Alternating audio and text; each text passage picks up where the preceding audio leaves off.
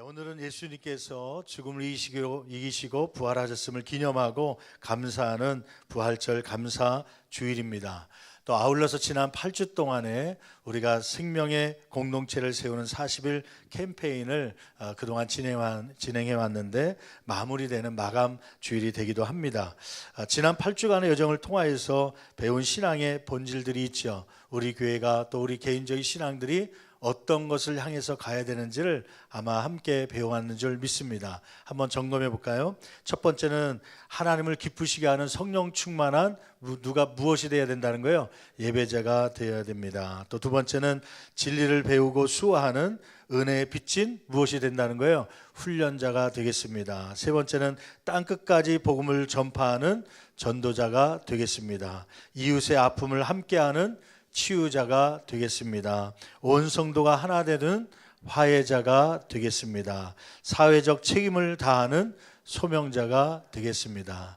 그래서 우리가 시간 그런 것을 실천해 보려고 한번 적용 훈련으로 때로는 헌혈을 하면서 치유하는 교회가 되기 위해서요. 때로는 찬양 집회를 통하여서 서로 회복하는 은혜가 있기도 했습니다. 또 이 화해 우체통을 만들어서 각각 편지를 보내면서 사랑을 확인하는 그러한 시간도 갖기도 했었죠.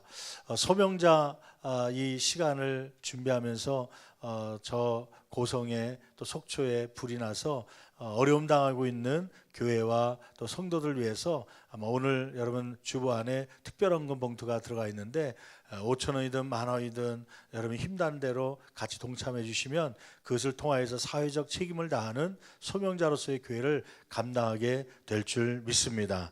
오늘은 이렇게 부활주일을 맞이하고 또 이렇게 8주간의 생캠 40일을 마감하면서 이 부활의 주님과 함께 우리가 그동안 배웠던 6주간의 그러한 교육들이 다시 회복되고 또 살아나는 놀라운 역사가 있기를 간절히 축원합니다.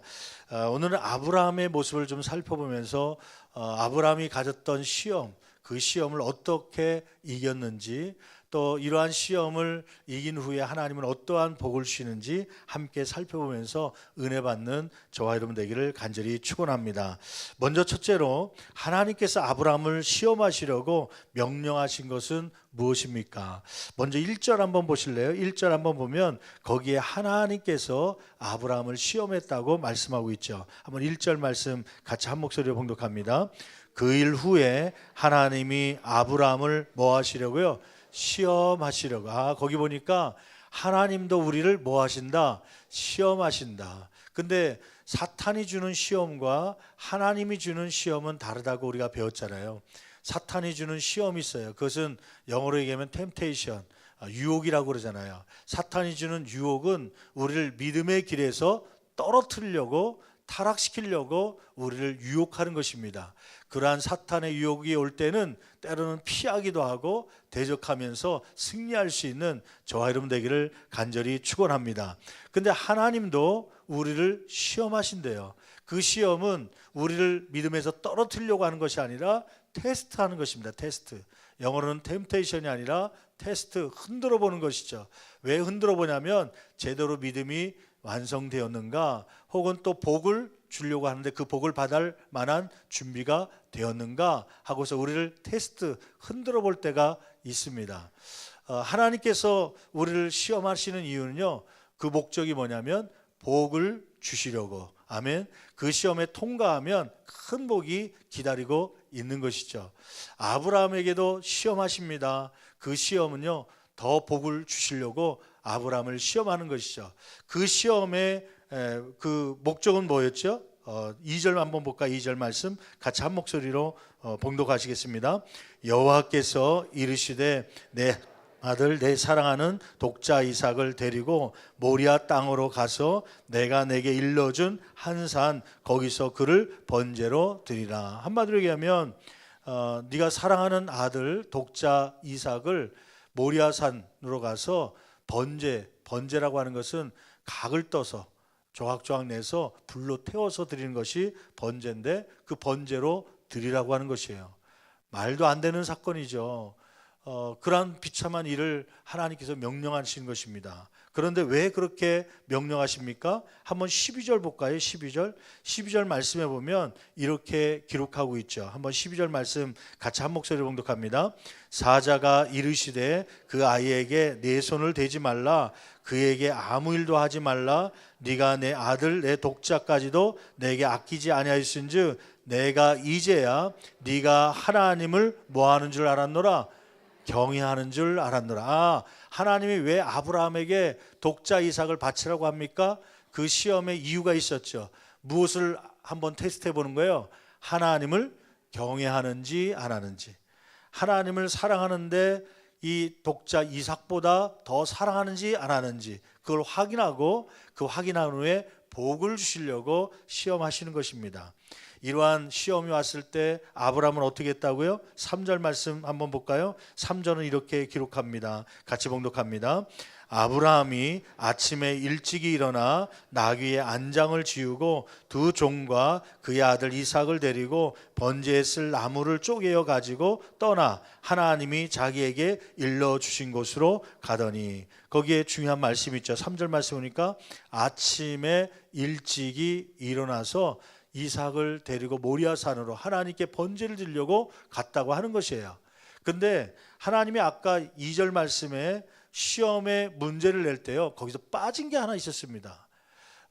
이 이삭을 무엇으로 드리라는 거예요? 번제로 드리라는 거예요. 그러면 어느 장소에서요? 모리아에 있는 산에서, 정해진 산에서 드리라고 하는 것이에요. 그런데 거기에 빠진 게 뭐냐면 언제라고 하는 것입니다. 언제. 기한이 정해져 있지 않습니다. 오늘 당장 드리라는 건지, 내일 드리라고 하는 건지, 1년 후에 드리라는 건지 거기에 기록되지 않았어요. 그럼 우리 같으면 어떻게 할 것 같아요? 하나님, 아이고 자세히 보니까 기한이 없네. 기한이 한 10년 정도 있다가 한 50년 정도 있다가 살다가 얘가 병들면 그때서 한번 번제로 드릴 테니까 좀 사는 동안엔 좀 봐주십시오. 그렇게 이야기할지 모르겠습니다. 아마 기한이 없으니까 아브라함도 그 생각을 할 수 있었겠죠. 그런데 아브라함은 하나님의 명령이 떨어지자 그는 곧바로 이튿날 아침 일찍 일어나 이삭을 데리고 산으로 올라갔다고 하는 것이죠. 여러분, 그런데 결론적으로 어떻게 되죠? 이삭을 번제로 드리는 순간에 하나님께서 아브라함을 막으십니다. 아브라함아, 아브라함아, 아까 12절 말씀 읽었던 것처럼 이제 네가 나를 경외하는 줄 알았다. 그러면서 축복을 주시죠. 그 테스트한 후에 하나님이 어떤 복을 주십니까? 16절, 17절, 18절 같이 한 목소리로 봉독해 보겠습니다. 이르시되 여호와께서 이르시기를 내가 나를 가리켜 맹세하노니 네가 이같이 행하여 네 아들 내 독자도 아끼지 아니하였은즉 17절 내가 내게 큰 복을 주어 네 씨가 크게 뭐하리라? 번성해 보입니다. 첫째, 아브라함과 그의 자손을 번성케 할 것이라고 하는 말씀이죠. 하늘의 별과 같이, 그 다음에 바닷가의 무엇과 같이요? 모래와 같이 많아지게 번성하게 될 것이다. 그 다음에 18절 말씀 보니까 복의 통로가 되게 하겠다는 말씀이죠. 18절 같이 봉독합니다. 또 내 씨로 말미암아 천하 만민이 무엇을 받으리라? 복을 받으리라. 예, 아브라함의 자손의 씨를 통하여서 결국 그 씨 가운데 누가 나타나냐면 예수 그리스도가 나온 줄 믿습니다. 여러분, 이러한 복의 통로가 되게 하시겠다고 하는 축복을 아브라함에게 주시는 것이죠. 왜요? 아브라함이 시험을 잘 통과했기 때문입니다. 그러면 둘째로 아브라함이 하나님의 말씀에 이렇게 순종하여 시험을 통과할 수 있었던 까닭은 무엇입니까? 아까 12절 말씀 읽었던 것처럼 그는 독자 이삭, 외아들인 이삭을 사랑하기보다 누구를 경외하기를 더 좋아한 거예요? 하나님 경외하는 것, 하나님을 사랑하는 것이 더 컸기 때문입니다. 여러분, 거기 12절 말씀에 경외라고 하는 말은 히브리어로 에레라는 말을 씁니다. 에레는 존경함에 따른 경건한 두려움을 얘기하는 것이죠.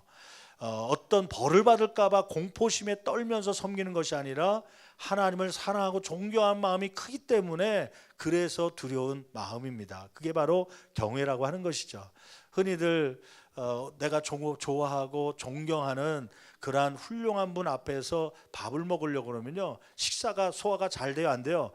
떨리고 두렵고 그래갖고 이 식사가 제대로 안 돼서 그 앞에 잘 못 앉는 경우가 있어요. 피해서 앉고 왜 여기 안 앉습니까? 그러면 떨려서요. 그게 바로 경외하는 마음의 일부분이죠. 하나님은 전능하신 분이시고 하나님은 또 천지를 창조하신 창조주 하나님이시기 때문에요. 그러한 두려움 때문에 존경의 마음 가지고 경외하는 것이 아브라함에게 컸다는 것입니다. 셋째로, 그러면 아브라함은 하나님을 어떠한 분으로 경외한 것입니까? 이 하나님은 어떤 분으로 이 아브라함 믿고 있었던 것이죠? 오늘 이 시험을 아브라함이 이길 수 있었던 그 비결이 나오는데, 이 비결을 깨닫고 또 우리에게 주어진 시험들 능히 이겨나갈 수 있는 저와 여러분 되기를 간절히 축원합니다. 먼저 첫째는 부활신앙입니다. 죽은 이삭을 하나님은 다시 살리실 것을 믿고 있었습니다. 여러분 한번 5절 말씀 보실래요? 5절. 아브라함을 바치라 그랬더니 이 모리아산으로 이삭을 데리고 가죠. 종들과 함께 갑니다. 그 4절 말씀 보면 3일 길을 간 후에 아브라함이 이렇게 대답을 하죠. 5절 말씀 같이 봉독합니다.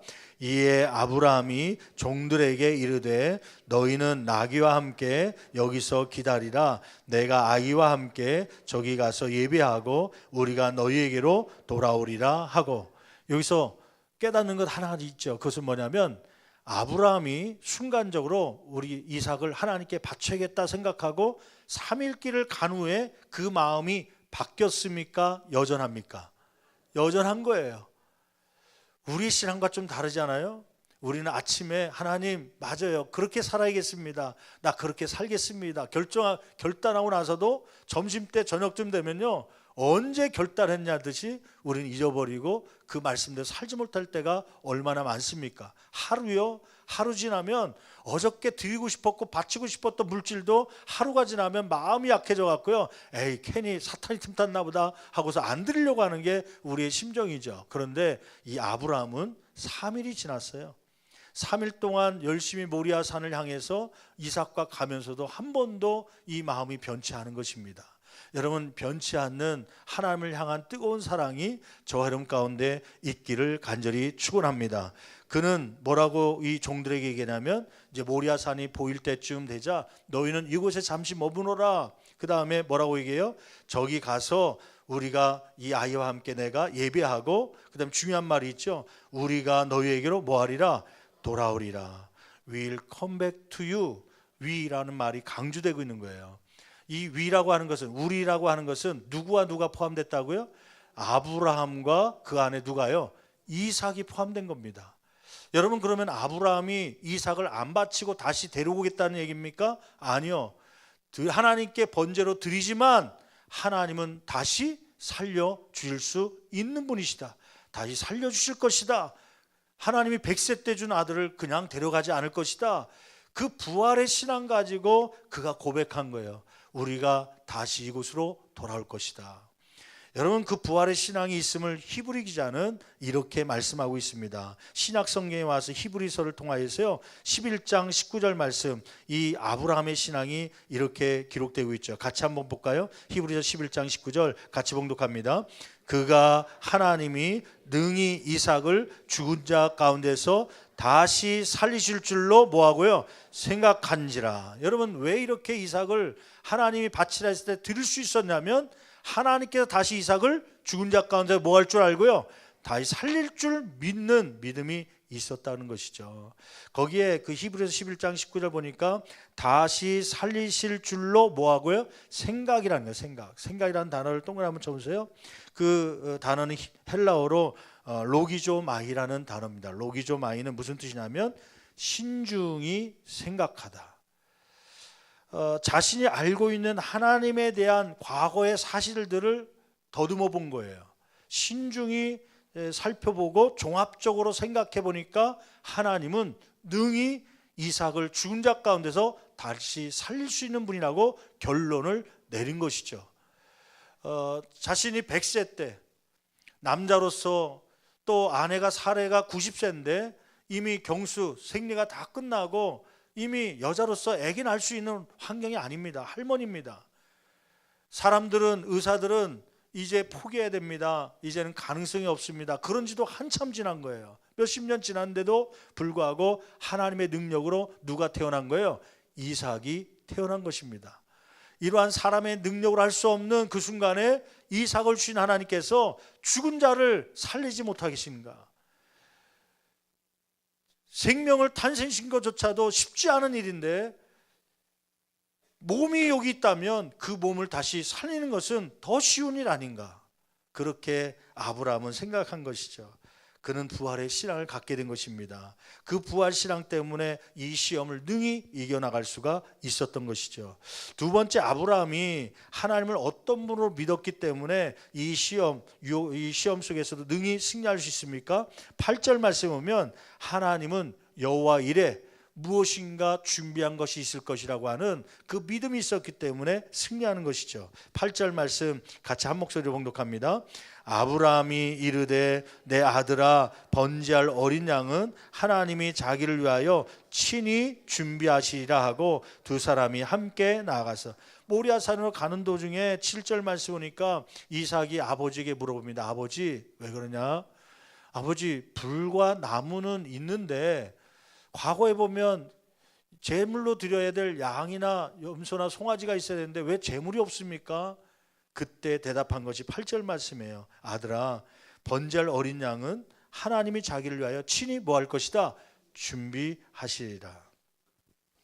이 말 속에는 두 가지 고백이 담겨져 있는 것이죠. 하나님께서 이삭을 내가 번제로 죽일지라도 반드시 뭐 할 것이다? 살려낼 것이다. 두 번째, 혹시 그러지 않더라도 내가 번제로 드릴지라도 하나님은 이것보다 더 큰 어떤 복을 나에게 준비하셨기 때문에 무언가 준비하셨기 때문에 나에게 이러한 명령을 주시는 것이다. 그것을 믿었기 때문에 그는 아들 이삭을 주님 앞에 드리려고 이 모리아산으로 갈 수 있었던 것입니다. 여러분 이 죽이지 않고 하나님은 뭔가 준비했을 것이다. 그러한 믿음을 갖고 있었던 이 아브라함. 이 아브라함이 13절 말씀 보니까 어떻게 행동합니까? 한번 13절 말씀 볼까요? 같이 한 목소리로 봉독해 보겠습니다. 아브라함이 눈을 들어 살펴본즉 한 수량이 뒤에 있는데 뿔이 수풀에 걸려 있는지라 아브라함이 가서 그 수량을 가져다가 아들을 대신하여 번제로 드렸더라. 그는 내가 죽이면 하나님께서 아브라함을 다시 살리실 것이고 하나님께서 여호와 이레 준비하신 하나님께서 혹시 이 이삭을 바치지 않고 다른 것을 준비했을 것이다. 그 믿음을 갖고 있었기 때문에요. 하나님이 아브라함아 너는 이삭에게 손대지 말아라. 이제야 네가 나를 경외하는 줄 알았다. 그 얘기가 끝나자마자 하나님께서 말씀하신 게 아니에요. 그런데 그는 어떻게 합니까? 아브라함이 눈을 들어 뭐 했다는 거예요? 살펴봤다는 거예요. 뭘 살펴본 거예요? 거기 보니까 자세히 살펴본 거예요. 우연히 눈을 떴는데 수양이 발견된 게 아닙니다. 우연히 고개를 돌렸는데 수양이 발견된 게 아닙니다. 그는 살펴본 거예요. 왜냐하면 하나님은 이삭을 죽이지 않는다면 다른 재물을 준비했을 것이라고 하는 그 확실한 믿음이 있었기 때문이죠. 진짜 그 믿음 가지고 눈에 보이진 않지만 눈에 보이는 것처럼 믿는 아브라함의 행동 속에 하나님께서 수량을 수풀에 걸리게 하심으로 그 수양을 바치게 하신 것이죠. 여러분 이러한 믿음이 있기를 간절히 축원합니다. 어떠한 믿음이요? 이 문제 속에 이 사건 속에 하나님은 나를 시험하신다. 그러나 하나님은 다시 부활의 신앙으로 회복시켜 주실 것이다. 또 하나님은 잃은 것보다 얻는 것이 더 많게 하실 것이다. 무언가 나에게 주실 귀한 복을 준비해 주실 것이다. 그러한 믿음 가지고 고난 중에서도 승리할 수 있는 저와 여러분 되기를 간절히 축원합니다. 왜냐하면 그 시험, 하나님께서 주시는 시험은 반드시 우리에게 마이너스가 아니라 플러스 되는 복을 주시려고 하는 것이기 때문에 버티고 견디고 순종하면 여러분 그 명령에 따라가면 준행하면 하나님께서 복을 더하여 주시는 것이죠. 여러분 부활신앙이라는 게 무엇입니까? 부활신앙은 우리가 주님 앞에 서는 그날까지 또 우리에게 어떠한 삶이 펼쳐진다 하더라도 하나님 우리를 위하여 준비하고 계신다. 영적으로든 육적으로든 예비하실 것을 믿는 것이 바로 부활 신앙인 줄 믿습니다. 예수님이 돌아가시고 얼마 되지 않아서 한 100여 년이 흐른 후에 주 150년경에 로마 제국의 핍박이 왔지요. 박해가 왔습니다. 예수 믿는 사람들을 잡아가고 죽이는 그러한 일들이 벌어졌습니다. 주님을 위해 충성하던 한 사람이 있었습니다. 서머나 교회라고 하는 그 교회의 감독, 지금으로 얘기하면 담임 목사님 정도 되는 폴리갑이라고 하는 목사님이 계셨죠. 서머나 교회를 담임하고 신앙생활을 하고 있었습니다. 로마 군인에게 예수 믿는다는 것 때문에, 서머나 교회 담임이라는 것 때문에 잡혀가게 되었습니다. 총독 앞에 서게 되었습니다. 총독이 보니 이 폴리갑 목사님이 나이가 벌써 이미 80세가 훨씬 넘어서 다리를 쩔뚝거리기도 하고 걸음걸이도 제대로 못 걷는데 머리도 하얗게 되고 이제는 할아버지가 되었으니 측은한 마음이 든 거예요. 어차피 그냥 놔둬도 돌아가실 것 같은데 굳이 이렇게 죽일 필요가 있는가 생각돼서 이 총독이 폴리갑 목사님에게 제안을 합니다. 목사님, 당신에게만큼은 내가 은총을 베풀고 싶습니다. 마음으로 믿든지 안 믿든지 나는 상관하지 않겠습니다. 단지 이 시간에 황제가 나의 주인입니다 라는 고백만 해주시면 내가 그 근거로 당신을 석방할 수 있으니 그렇게 고백만 해주시면 믿든지 말든지 상관 안 하겠습니다. 한마디만 해주시면 내가 풀어주겠습니다. 그때 폴리갑이 그 유명한 말을 하지요. 어떤 말이냐면, 내가 86세를 살아오는 동안 우리 주님은 한 번도 나를 부인한 적이 없는데, 그런데 내가 조금 힘들다고 어떻게 주님을 부인할 수 있겠습니까? 예수님만이 나의 주인입니다. 그는 그 요청을 거절합니다. 총독이 좀 마음에 섭섭함이 들어왔어요. 화가 났어요. 그리고는 크리스찬 무리 중에 한 사람을 끄집어내다가 그 굶주려 있는 사자들이 몰려있는 그 우리 안에 집어넣습니다. 사자들이 그 크리스찬을 막 잡아 뜯어서 잡아먹었습니다. 뼈가 으스러지는, 또 피가 튀깁니다. 그때 총독이 이 폴리갑에게 얘기합니다. 당신은 저 포효하는 맹수가 두렵지 않습니까? 폴리갑은 고개를 흔듭니다. 나는 하나님 앞에서 두렵지 않습니다. 내 육체는 물어 뜯을지 모르겠으나 내 영혼은 맹수들이 그 맹수의 이빨이라도 조금도 내 영혼을 상처낼 수가 없을 것입니다.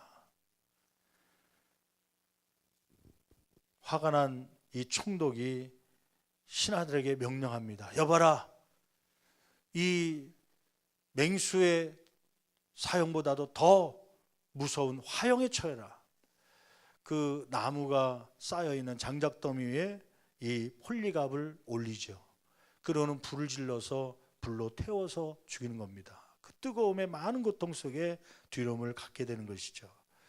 폴리갑은 그 순간에도 두려워하지 않습니다. 왜냐하면 육체는 죽일지 모르지만 이 영혼은 훗날에 다시 새로운 육체를 입고 부활할 것을 믿는 신앙이 있었기 때문입니다. 여러분, 이 부활 신앙이 저와 여러분 가운데 있기를 간절히 축원합니다. 뿐만 아니라 지난 8주 동안 본론으로 얘기하면 6주 동안 배운 내용들인데, 아까 얘기했던 예배자, 훈련자, 전도자, 치유자, 화해자, 소명자, 이 6가지의 우리 교회가 가져가야 될, 주님이 오신 날까지 행해야 될 이 신앙의 본질이 다시 살아나는 부활주일이 되기를 간절히 축원합니다. 지난 8주 동안에 우리가 어떠한 일을 했는지 영상을 모아서 한번 보여드리려고 원해요. 한 5분 정도 플레잉 타임인데 한번 우리 같이 감상해 보겠습니다.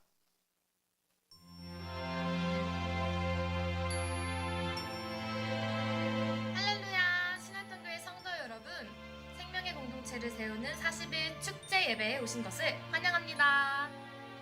40일간의 여정 동안 하나님께서 저희 교회에 참 많은 은혜와 감사를 더해주셨는데요. 그 감동의 현장에 지금 함께 가시겠습니다.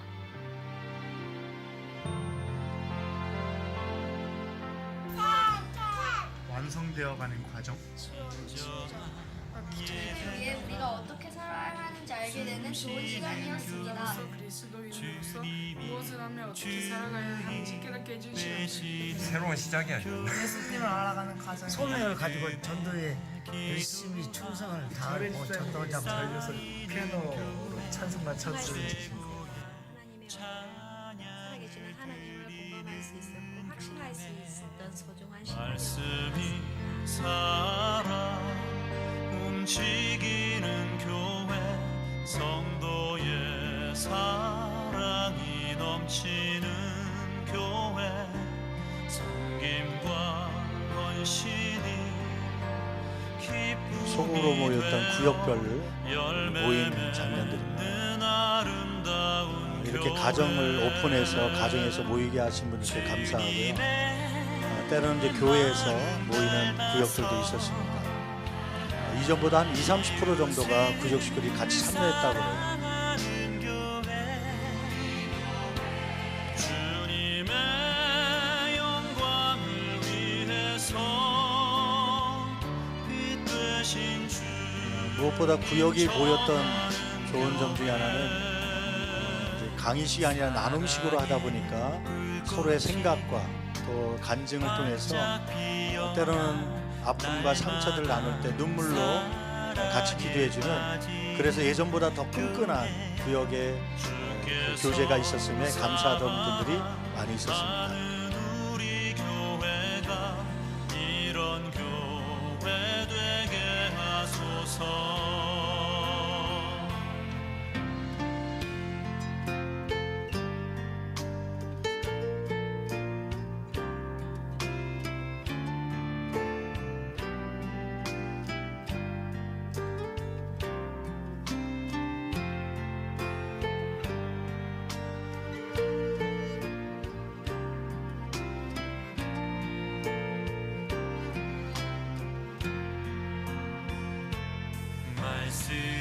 중등부, 고등부에서도 반별로 이렇게 같은 교재를 가지고 함께 말씀을 나눴죠. 청년부에서도 같이 나눴습니다.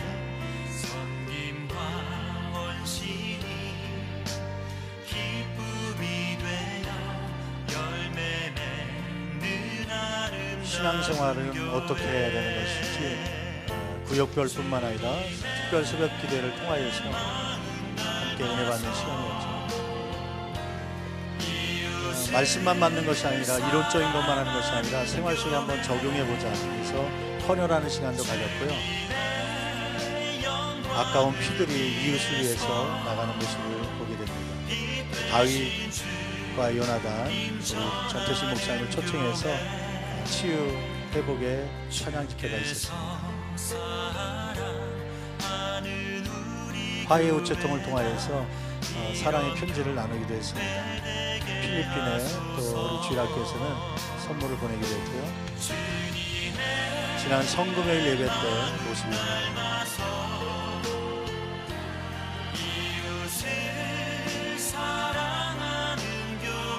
세례 예식과 함께 세수식이 있었죠. 8주 동안 생명의 공동체를 세우는 40일 캠페인에 참여하신 우리 신월동 성결교회 모든 성도님들께 감사하고 또 축복을 드립니다. 바다에는 두 종류의 배가 있습니다. 목적지를 잃고 표류하는 배와 목적지를 향해서 가는 항해하는 배가 있습니다. 지난 8주 동안에 우리의 신앙의 본질, 교회가 가야 될 목적지를 확인했습니다. 앞으로 그 목적지를 향해서 함께 전진해가는 신월동 교회가 되기를 간절히 축원합니다. 신월동 성결교회 파이팅! 우리 하나님 앞에 감사와 영광의 박수입니다. 할렐루야, 아멘. 박수를 언제 쳐야 될지 아시는 수준 높은 우리 성도님들이시네요. 제가 생명의 공동체를 세우는 40일 캠페인을 마치면서 우리 성도님과 함께 나누는 글을 썼습니다. 여러분에게 같이 나누는 편지의 글인데 한번 제가 읽어드리면서 말씀을 마치려고 합니다. 나는 신월동 성결교회입니다를 마감하면서 지난 8주는 새로운 영적 경험의 시간이었습니다. 우리 교회가 세워진 후 47년간 한 번도 경험해 보지 않았던 새로운 시작이었습니다. 유아부부터 장년부에 이르기까지 한 주제를 가지고 한 방향으로 교육이 이루어지고 8주간의 주일 설교와 40일 동안의 새벽 설교를 통하여 신앙의 본질에 대하여 집중하고 강의식 구역예배에서 나눔식 구역예배로 전환하였던 것은 그동안 우리가 경험해 보지 못한 것들이었습니다. 처음엔 과연 우리가 할 수 있을까라는 걱정과 두려움이 목회자인 저에게도 있었지만 신월동 성결교회만이 가지고 있는 성도님들의 그 순수함과 순박함이 8주를 승리하게 하였습니다. 지난 8주는 회복의 시간이었습니다. 구역별 모임에서 이루어진 나눔을 통하여 그동안의 신앙 체험들을 나누기도 하고 자신의 신앙관을 말씀을 읽어가며 정리하기도 하며 때로는 마음속에 있던 상처와 아픔들이 눈물이 되어 나올 때는 구역원들이 함께 아파하며 울어주며 기도해 주었고 그 구역들로 인하여 하나님의 어루만지심이 체험되는 회복과 치유의 시간이었습니다. 무엇보다도 지난 8주는 우리의 사명을 확인하는 시간이었습니다. 매주일 매일 새벽 그리고 매 구역 예배 시마다 읊조리면서 고백한 교회의 사명은 우리 교회가 가야 할 목적지였습니다. 하나님을 기쁘시게 하는 예배자, 진리를 배우고 수호하는 은혜에 비친 훈련자, 전도자, 치유자, 화해자, 그리고 사회적 책임을 다하는 소명자로서 진정 그렇게 살아가겠다는 결단의 시간이었습니다. 이것이 하나님이 우리 교회를 세우신 목적이요, 이 사명을 향해 갈 때 진정한 기쁨이 있음을 확신하게 되었습니다. 사랑하는 성도 여러분, 우리는 신월동 성결교회입니다. 여러분의 한 걸음 한 걸음이 신월동 성결교회요, 여러분의 행동 하나하나가 신월동 성결교회의 수준이 되는 것입니다. 성도를 하나 되게 하고 상처를 치유하고 회복시켰던 생캠 40일의 은혜가 신월동 성결교회에 속한 모든 성도님들에게 더욱 넘쳐나기를 간절히 기도합니다. 담임 목회자인 저도 지난 8주 동안 배우고 깨달았던 은혜를 가지고 주님의 몸된 교회를 위해 몸과 마음을 다할 것입니다. 교회는 부흥이 아니라 사명을 위해 존재해야 합니다. 같은 말, 같은 마음, 같은 뜻을 가지고 귀한 사명을 아름답게 이루어드리는 신월동 성결교회가 되기를 간절히 기도합니다. 우리는 천국까지 같이 가야 할 영적 가족입니다. 영적 가족된 성도님들을 주 안에서 진심으로 사랑합니다. 2019년 예수님의 부활이 우리 모두의 부활이 되기를 소망하는 부활주일에 신월동 성결교회 담임 목사 고신원 드립니다. 할렐루야 아멘. 우리 하나님 앞에 감사 영광 박수 드립니다. 할렐루야 아멘. 기도하시겠습니다.